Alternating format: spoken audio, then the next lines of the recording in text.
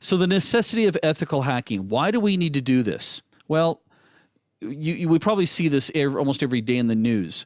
But what's happening right now is because technology is growing at such a rapid pace, it adds to complexity.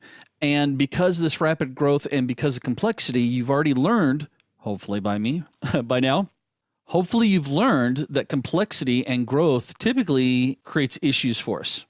So with ethical hacking, we are going to try to accomplish the following.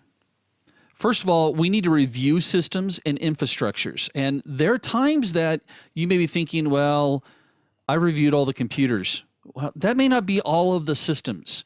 And when we talk about infrastructure, I'm talking hardware. I'm talking copy machines. I'm talking switches. I'm talking Wi-Fi access points.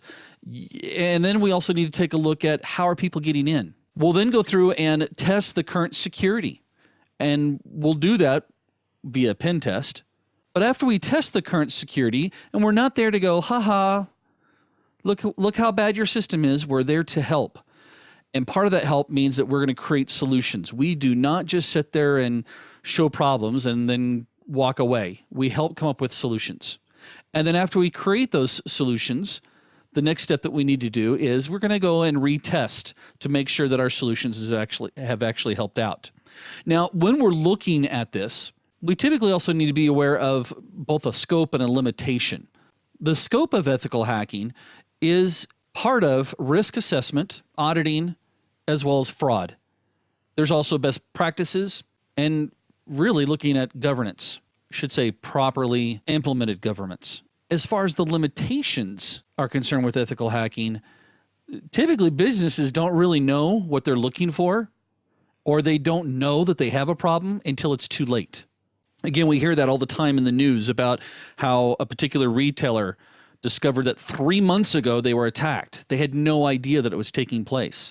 So why not try to be a little bit more proactive about the environment or about this situation by looking ahead?